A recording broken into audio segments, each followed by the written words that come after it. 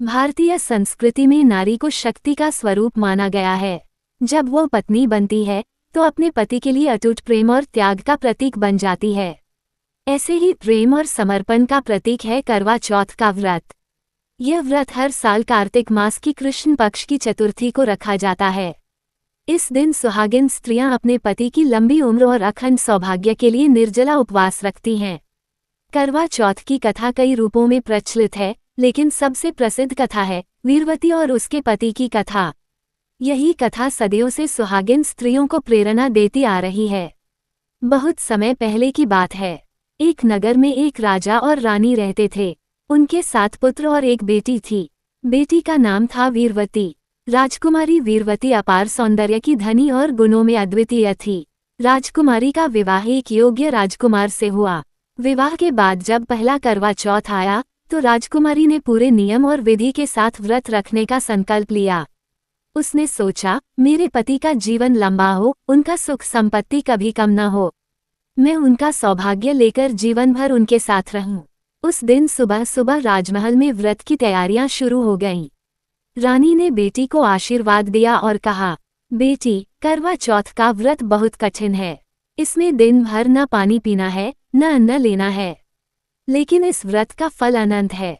वीरवती ने मुस्कुराकर कहा, माँ, मुझे अपने पति की लंबी आयु से बढ़कर कुछ नहीं चाहिए। मैं यह व्रत पूरी श्रद्धा और निष्ठा से निभाऊंगी। सुबह स्नान करके 16 श्रृंगार कर वीरवती ने माँ पार्वती और भगवान शिव का पूजन किया। फिर निर्जला व्रत शुरू किया। दिन भर उसने पानी की एक बूंद भी नहीं पी। दोपहर बीतते बीतते उसे अत्यधिक प्यास और भूख सताने लगी। उसका चेहरा पीला पड़ गया, होंठ सूख गए और शरीर थरथराने लगा। वीरवती के 7 भाई अपनी बहन की यह अवस्था देखकर चिंतित हो उठे। वे अपनी बहन से बहुत प्यार करते थे। उन्होंने सोचा, अगर चांद जल्दी निकल आता तो बहन व्रत खोल लेती और स्वस्थ हो जाती। हम अपनी बहन को इस हालत में नहीं देख सकते। सबसे बड़े भाई ने कहा, हमें बहन के लिए कुछ करना होगा। तब भाइयों ने महल के पास पीपल के पेड़ पर जाकर आग जला दी और छलनी के सहारे दीपक की लौ दिखाकर कहा, देखो बहन, चांद निकल आया है, अब तुम व्रत खोल लो। भाइयों की बातों पर भरोसा करके वीरवती ने बिना आसमान देखे छलनी में वह रोशनी देखी और उसे चांद समझ लिया। उसने पति की दीर्घायु की कामना करके व्रत खोल लिया। लेकिन जैसे ही उसने पहला कौर मुख में डाला, उसी समय एक भयानक समाचार आया, तुम्हारे पति अचानक बीमार होकर मृत्यु को प्राप्त हो गए। ये सुनते ही वीरवती जोर जोर से रोने लगी। उसका श्रृंगार बिखर गया, आंसू से आंचल भीग गया और वह चीत्कार कर उठी, हे भगवान, मैंने तो अपने पति की लंबी आयु के लिए व्रत रखा था, ये कैसा अनर्थ हो गया। उसकी पीड़ा देखकर मां पार्वती प्रकट हुईं। उन्होंने कहा, बेटी वीरवती, ये सब तुम्हारी भूल के कारण हुआ है। तुमने अधीर होकर झूठा चांद देखा और व्रत तोड़ा। लेकिन तुम्हारी श्रद्धा देखकर मैं तुम्हें आशीर्वाद देती हूँ। तुम्हारे पति जीवित हो जाएंगे, किंतु पूरे स्वस्थ होने में समय लगेगा। प्रत्येक वर्ष करवा चौथ का व्रत पूरी निष्ठा से रखो और नियम पूर्वक पूजा करो। इससे तुम्हें अखंड सौभाग्य की प्राप्ति होगी।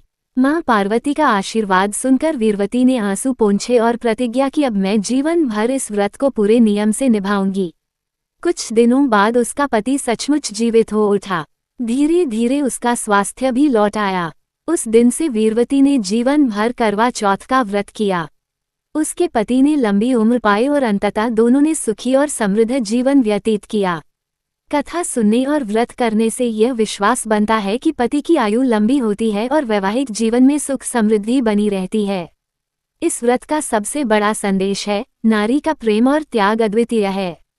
श्रद्धा और विश्वास से किए गए कार्य का फल अवश्य मिलता है। अधीरता और अधूरा विश्वास अनर्थ ला सकता है। करवा चौथ की कथा हमें ये शिक्षा देती है कि सच्चा प्रेम, त्याग और विश्वास जीवन की सबसे बड़ी शक्ति है। आज भी भारत की लाखों महिलाएं इस व्रत को करती हैं और अपने पति की लंबी उम्र की कामना करती हैं। यह व्रत केवल धार्मिक अनुष्ठान नहीं है, बल्कि पति पत्नी के बीच प्रेम, विश्वास और एक दूसरे के लिए समर्पण का उत्सव है। अगर आपको यह वीडियो जानकारी पूर्ण लगा हो तो लाइक और सब्सक्राइब करें और अपने दोस्तों को शेयर करते हुए एक अच्छा सा कमेंट भी जरूर करें।